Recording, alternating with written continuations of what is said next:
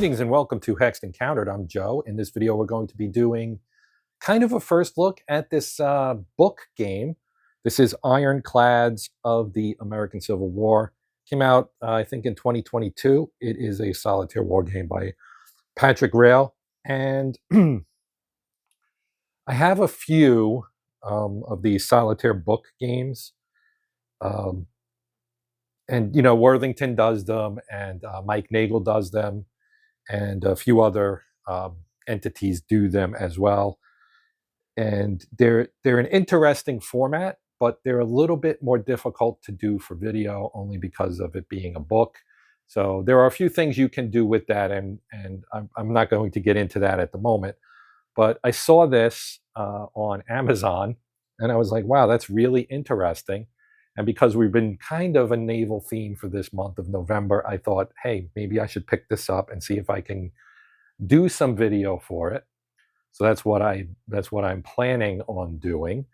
But I wanted to kind of do a pseudo first look, just a brief overview, show you kind of what it looks like. Because, you know, book war games, obviously a little different than your, you know, tabletop or even your computer games or whatever, the other stuff that I typically would cover. So let's take a look at this. Now, it's going to kind of be like looking at a rule book in some ways, because it is a book, of course. So here we have our table of contents, and there are a bunch of scenarios in here. You have your training mission, Pook Turtles, Attack of the Virginia, Duel of Ironclads, Ironclads versus Timberclads. Island number 10, you should be probably familiar with that if you are a Civil War history buff, an American Civil War history buff. River Defense Fleet, Drury's Bluff, and the Guns of Vicksburg. So you have some acknowledgments here, which he does mention both Worthington and Mike Lambo. Did I say Mike Nagel? That's the wrong designer. Although, yeah, I don't think his games are. It's Mike Lambo. I apologize. Mike Nagel is a designer, and he's done some naval stuff, and he does Off the Line, which is a game I really am interested in and may get to at one. I don't have it yet, but that's one game I would like to pick up and give it a shout out. You can see some of the names here. Tom Consul, I know he's a subscriber, I believe, and well, at least he's posted here on the channel. And I'm not sure about the other guys, but they may be as well. Okay, so here is the kind of intro on the game. And it explores the use of ironclads during the American Civil War through a series of scenarios that teach the system gradually. So it's kind of a learn as you go. So you can play through the 10 scenarios, pick up how the game works, and then you can, at the end, there's the entirety of the rules, I believe it says in here.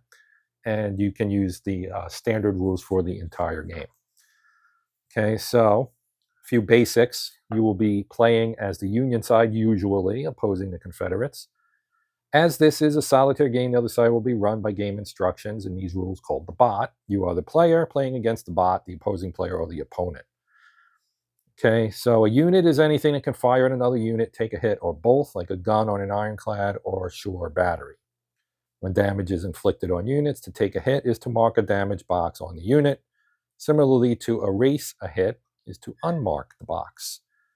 An ironclad is a type of gunboat. There are other types like timberclads. Those would be wooden, as you probably could gather, which is a type of ship, which is a generic term for any moving vessel. Each scenario lists the ships you control, your objective in each battle, and how to score victory points if you succeed, and you record these in your game log. Generally, you will move ships onto the board and use them to accomplish objectives, which may include eliminating enemy units or moving your units off the board. Unless specified, actions are not interrupted. Complete each action before taking the next. Rulebook begins with basic rules. Each scenario may add or modify these.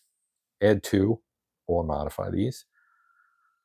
The final section of the rulebook lists all of this. They constitute the standard game. Working through the scenarios and sequences, the easiest way to learn the system. Okay, so here we see what the map sheet looks like. So let me pick this up so you can get a better look at it, right? So you can see you've got here a map, and you can see what, let me pull back a little bit so you can see it a little better. Action dice aid, right? So you can roll dice and place them in specific spots. That'll determine what actions you can take, I'm assuming. I have not read through this yet. When I do a first look, I like it to be a true first look. I discovered this along with you guys. I try not to cheat. Scenario game. Each opposing gun battery stats there on the center right. Opposing gun batteries. They're that kind of diamondy shape, not diamondy, like star shape, I guess, asterisk shaped. And your gunboats enter the map here. So then you can see your terrain types. You've got water, shallows, starting hex there at the bottom. You can see that on the map above this. Land and batteries. Then you see these in later scenarios, fixed assets, sharpshooters, so infantries that can hit your crew, elevated land, and types of obstructions. Then we have our play sheet over here, which it says tracks vital statistics of your unit. Each describes the scenario, states your objectives, and details how to score successful missions. Then we have our look here. Scenario name, scenario objective, and scoring formula, the diagram for each ship you'll control. This is where you track damage, tell you how your guns fire. And you've got your turn record track, and you might also find scenario reminders and special rules. And then this is what a gunboat diagram looks like. This gunboat has 4 guns total. You can see them there on the outside, it looks like to me. 2 of strength 3 that can take 2 hits. And I guess those are at the front. It looks like a 3-sided die face there. And 2 of strength 2 that can take 3 hits. So the boxes underneath are your hit markers. Engines record the number of hits taken on the ship's engines. You can see that at the bottom. Ship's movement points are indicated by the leftmost unmarked box. As the ship takes hits, the movement point it receives each turn will be reduced. A ship that has lost all its movement points cannot move. Crew records the number of hits taken on the ship's crew. If all of these fill, the ship is eliminated. Okay, and over here, we have things about the guns, how the guns work. You can take a quick look at this as well here. Find guns on friendly gunboats and opposing artillery batteries. Each gun can fire on opposing targets, take hits, or both scenarios may introduce other kinds of guns. So you can see there, pointing at the 2X at the top, this tells you how many shots the gun can take on one fire action. Each can target a different hex.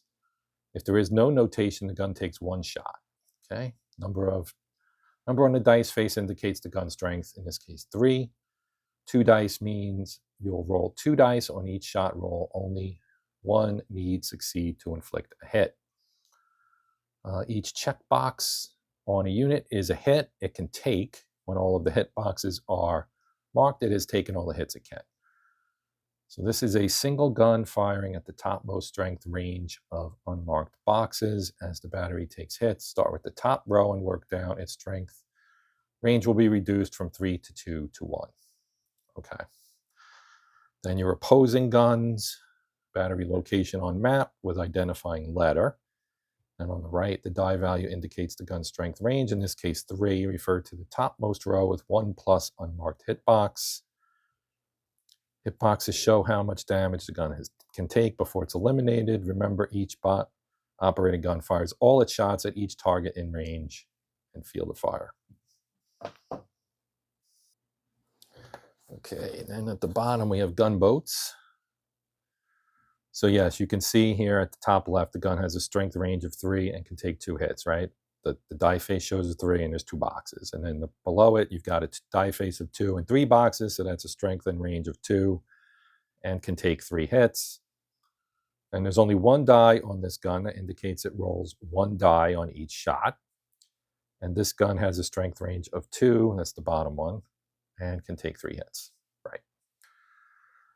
All right, then we have range facing and fields of fire. Each gun has a range equal to its strength. Gun strength also denotes its range in hexes. For example, a gun with a strength of 3 can target a hex within its field of fire up to 3 hexes away. In this example, gun 2 has a range of 2. All blue hexes are in the gun's range. The gun's field of fire is limited by the number of hex sides it can fire across. Land hexes do not interrupt field of fires, nor do other units, which means you can shoot over your own or opposing units. Opposing artillery batteries have a 360-degree field of fire. Guns on gunboats have a field of fire limited by the hex side the gun faces. Okay, so here you have a look at that, right? Front, front left, front right, back left, back right for your guns, right? And over here, by default, they can opposing artillery batteries can fire across all 6 hex sides, giving them a 360-degree field of fire, rather. In this example, the front-facing gun on the gunboat faces just 1 hex side and has a range of 3. Its field of fire consists of every gray hex. Gunboats introduce some complexities. We'll get to those in the next section. I don't want to go through the entirety of the rules, but you can get an idea of how this works. It seems to be very well designed and a lot to kind of take into account, but very well explained as well. Okay, so our game turn, you can take a look at this real quick. The player turn, you roll the number of action dice specified for each, and in your choice of order, assign the die to a ship. So in some scenarios, you'll be simple turn sequence is what I'm looking at here. In some scenarios, you'll be operating only 1 gunboat. In these, use the simple turn sequence. Player turn, move, then fire. Opponent turn, you follow the bot instructions, and then you check for scenario end. Basic action dice, 1 allows you to move, 2 is move or fire, 3 is move or fire, 4 is fire, 5 is move and fire, and 6 is move and fire. So you have some move or fires in there. 1 is a move, 4 is a fire. Those are onlys, and then you got the move and fire or move and fire on a 5 and a 6. So you get various options. Each ship can perform more than 1 action, but may not repeat an action. It's okay to use 2 dice of the same value on 1 ship as long as they perform different actions. So you can do a move and then a fire if you had a 2 or a 3 is how I read that. Opposing turns, first all opposing units that can move will, according to their bot instructions. Second, all opposing guns fire. In your order, each opposing gun fires at all targets within its range. If a gun can fire more than 1 shot, it repeats its shot at the same target. Use a consistent order. Alpha order is suggested when it is visible. So we saw that that battery had an A on it. That is undoubtedly what that means. Actions, additional rules. Timberclads, ramming. Ranged batteries, narrow fields of fire, silent running, mortar boats, shallows, crew casualties, elevated terrain. There's a lot to this. Sharpshooters, obstructions, wrecks, transports, and plunging fire. And we have our scenarios. So this is kind of what it would look like, I guess. You have your map. There's your map with battery A on it, right? And there's our gunboat A with its guns. And then you can see, of course, the bottom, the engines and crew. Simple turn sequence, and you're playing the Union, the opponent is the Confederate, and you succeed if by the end of turn 6 you've eliminated the battery. If you succeed, score 1 victory point, sorry, for each turn before turn 10 that you exited the board. Okay, so you can see you enter here, and then if you can get all the way to the other side and also eliminate battery A, you would win the scenario. So we have a training scenario, then we have the Pook Turtles, and you get some nice historical background in here as well. And then we get the actual scenario here with its map. Then we have Attack of the Virginia. This is, of course, the Battle of Hampton Roads, which was the famous battle between the Monitor and the Merrimack or Virginia. And so you can play that one out. And you have other ships here. There's the USS Cumberland, the USS Congress, Minnesota, USS St. Lawrence, and USS Roanoke. Duel of the Ironclads. This is actually the second day. This is the Battle of the Monitor in Merrimack.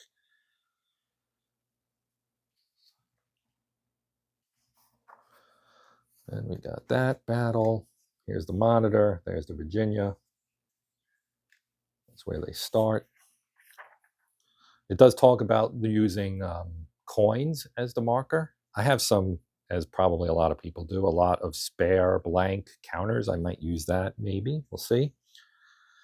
Ironclads versus Timberclads, the Battle of Lucas Bend. And we have Island number 10. So this is a fairly famous one as well. Got this nice bend here in the Mississippi. And there you can see it. Kind of got to go this way and run the gauntlet of these batteries.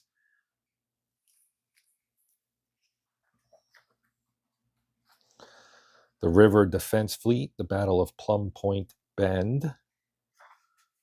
Again, you've got enemies down here. This is where the Cincinnati enters in a mortar boat. Each hit on this gun reduces the number of shots it fires. Okay. Drury Bluff, or Drew Reed's Bluff, rather.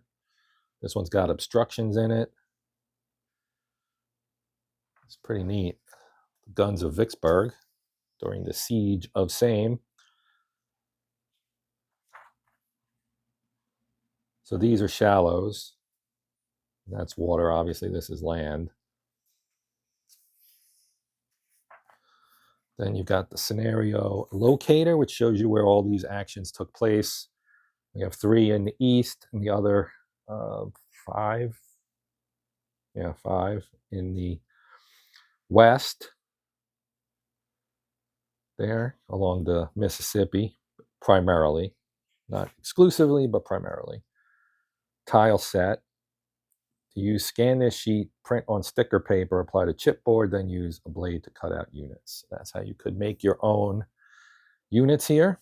If you were a crafty type, I, generally speaking, am not. I'm bad at that kind of stuff. It'll look really, really janky if I did it. Gunboat templates. Key locations along the Mississippi. Then we've got notes.